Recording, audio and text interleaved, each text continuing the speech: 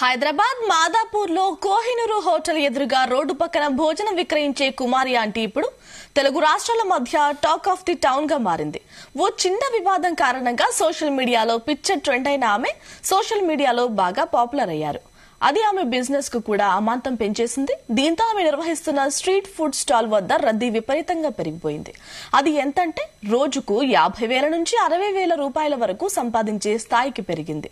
ఆమె street food stall వద్ద రద్దీ పెరగడంతో ట్రాఫిక్ కు అంతరాయం ఏర్పడింది. దీంతో రంగంలోకి దిగిన ట్రాఫిక్ పోలీసులు ఆమె నిర్వహిస్తున్న స్ట్రీట్ ఫుడ్ సెంటర్ ను సీజ్ చేశారు. ఆమెపై కేసు కూడా నమోదు చేశారు. దీంతో ఆమె ఫుడ్ బిజినెస్ కు తాత్కాలికంగా బ్రేక్ పడింది. ఈ విషయం ఇప్పుడు రాజకీయ రంగు పులుముకుంటుంది. పొలిటికల్ ఎంట్రీ తీసుకోవడం తెలుగు రాష్ట్రాల్లో తీవ్ర చర్చకు దారితీస్తుంది. ఆంటీ నడుపుతున్న స్ట్రీట్ ఫుడ్ సెంటర్ కు ఏపీలో ఉన్న అధికార పార్టీకి, ప్రతిపక్ష టీడీపీ, జనసేన పార్టీలకు తోడు తెలంగాణ సీఎం రేవంత్ రెడ్డికి ఉన్న సంబంధం ఏంటి?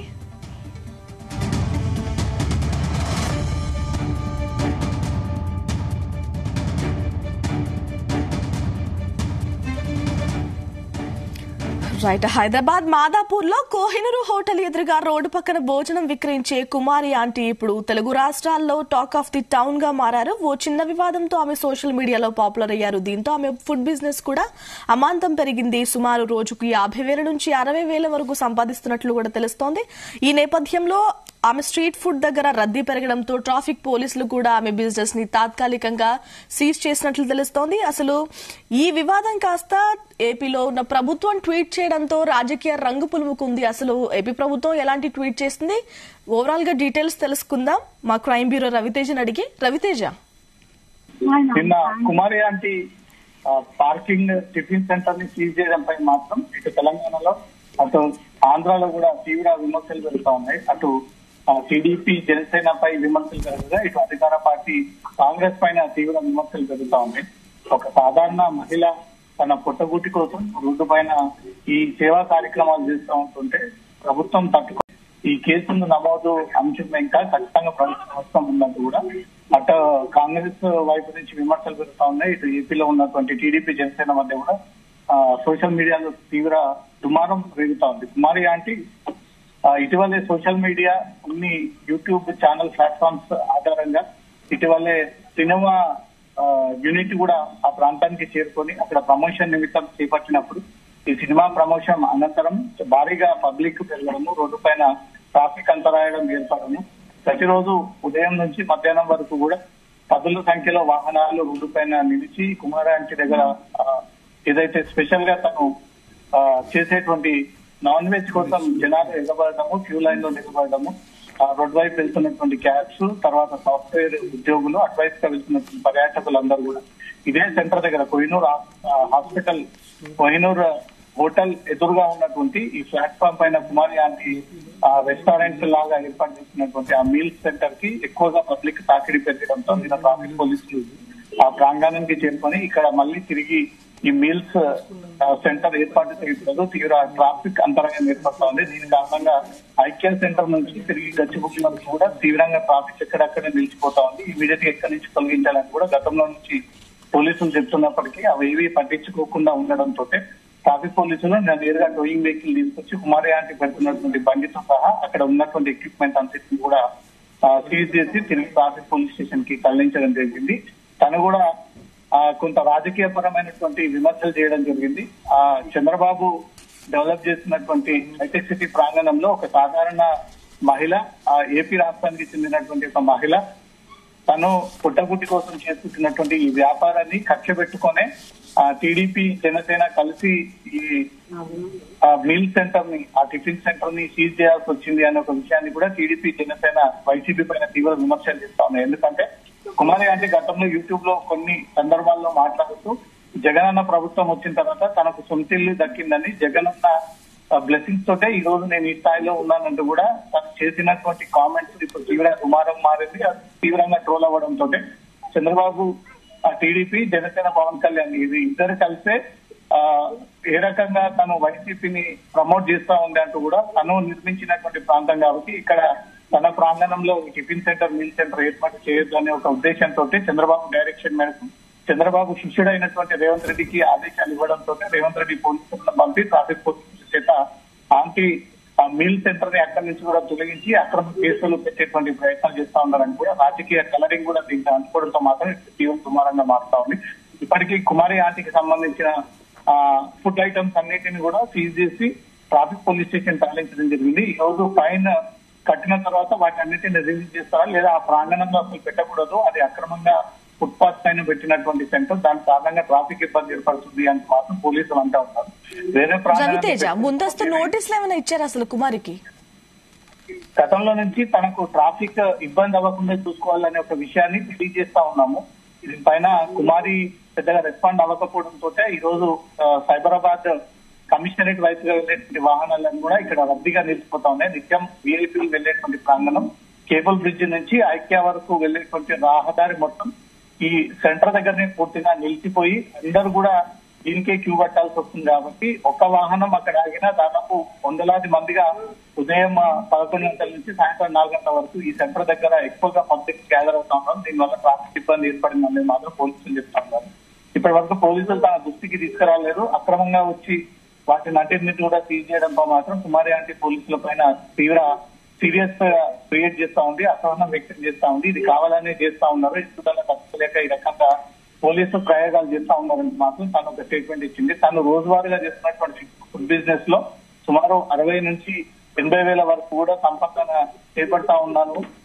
తను వేస్తున్నటువంటి నాన్ వెజ్ లో ఎక్స్ట్రా 1000 రూపీస్ అంటే ఏదైతే కొంత ట్రోల్ జరిగిందో ఆ ట్రోల్ కాస్త ఇప్పుడు తన షాప్ కి ఎసరు పెట్టిందని అనుకోవాలి.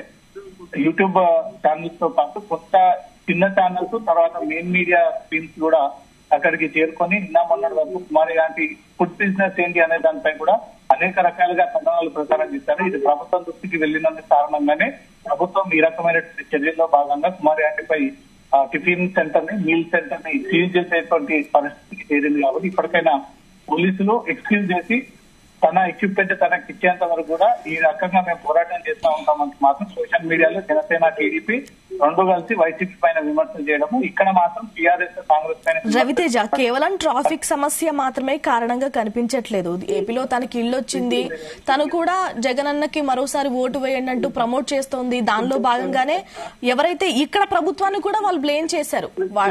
ఏపీ నేతల చెప్పు చేతుల్లో ఉన్న రేవంత్ రెడ్డి ఇలా సీజ్ చేయించారంటూ కూడా. సో దీన్ని పొలిటికల్ గా ఎలా అర్థం చేసుకోవాలి?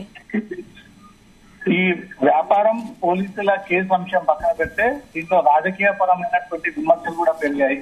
ఇక్కడి కాంగ్రెస్ ప్రభుత్వం పైన, అక్కడి వైసీపీ ప్రభుత్వం పైన తీవ్ర విమర్శలు పెరుగుతా ఉన్నాయి. దీంతో నిన్న మొన్నటి వరకు తాను చేసినటువంటి కొన్ని ఇంటర్వ్యూలలో జగనన్న ప్రభుత్వం మేలు చేయడం వల్లే ఈ రోజు ఈ పరిస్థితిలో ఉన్నాను, ఇంత చక్కగా ఉన్నాను, ఇంత మంచి వ్యాపారం చేసుకుంటా ఉన్నాను, ప్రజలందరూ ఆశీర్వాదం జగనన్నకుంది, మళ్ళీ రాబోయేది జగనన్న ప్రభుత్వమే, జగనన్నకే ఓటేస్తాను అంటూ మాత్రం కొంత కాంట్రవర్సీ పొలిటికల్ ఇష్యూని కుమారి ఆంటీ తీసుకొచ్చినటువంటి కారణంగానే అటు వైసీపీ, జనసేన కలిసి విమర్శలు వైసీపీ పైన జనసేన, టీడీపీ కలిసి చేయడము, ఇటు మాత్రం కాంగ్రెస్ పైన రేవంత్ రెడ్డి చంద్రబాబు శిష్యుడే కాబట్టి చంద్రబాబే నేరుగా ఈ ఆంటీకి సంబంధించినటువంటి ప్రాపర్టీస్ కానీ, తన ఇల్లు కానీ లేదా ఇతర వాటి మీద టార్గెట్ చేసి చంద్రబాబే రేవంత్ రెడ్డికి డైరెక్షన్ ఇవ్వడంతో పోలీసులు రంగంలోకి దిగి ఈ రోజు ట్రాఫిక్ పోలీసులు దాన్ని సీజ్ చేయాల్సి వచ్చిందంటూ మాత్రం విమర్శలు పెరుగుతా ఉన్నాయి. దీనిపైన కుమారి ఆంటీ కూడా రెస్పాండ్ అయింది. కుమారి ఆంటీ కూడా తను ఎక్కడ కూడా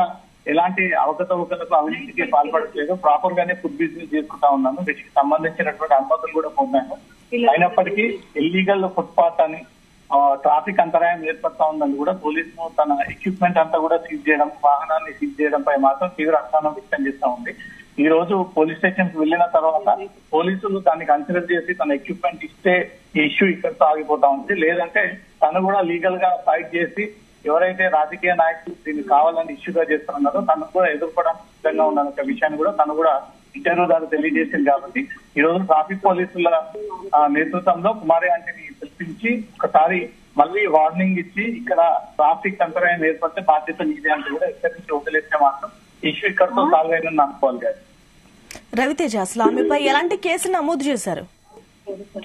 ట్రాఫిక్ అంతరాయం ఏర్పడతా ఉంది, అక్కడ న్యూసెన్స్ క్రియేట్ అవుతా ఉంది, ఎక్కువగా గంటల తరబడి ట్రాఫిక్ ఆగిపోవడానికి కారణం ఈ మీల్ సెంటర్ అంటూ మాత్రం పోలీసులు ఆ ఎక్విప్మెంట్ అంతా సీజ్ చేసి ఫైన్ విధించి ఆ చలానా చేతులు పెట్టినట్టు తెలుస్తుంది.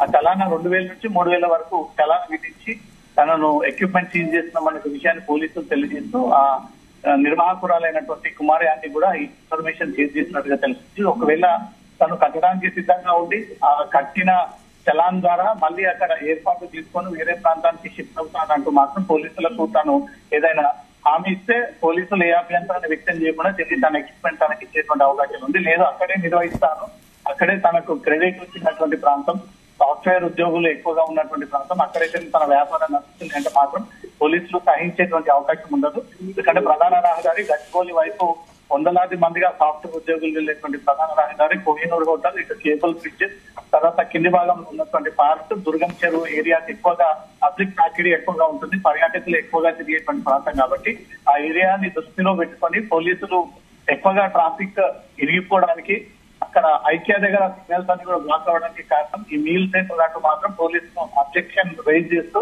తనను తొలగించాలంటూ మాత్రం ఆదేశాలు ఇచ్చారు. ఇప్పుడు ఎలాంటి నిర్ణయాన్ని తీసుకొని తనను ఎక్స్క్యూజ్ చేసి వదిలేస్తారా లేదా పోలీసులు ఆ రకంగానే మళ్ళీ ఫైన్ కట్టినా కూడా వదలకుండా వేరే ప్రాంతానికి షిఫ్ట్ చేస్తారనే దానిపై మాత్రం కాసేపట్లో ఈ రోజు మాత్రం ఒక క్లారిటీ రాస్తుంది. Right Ravi Teja, thank you.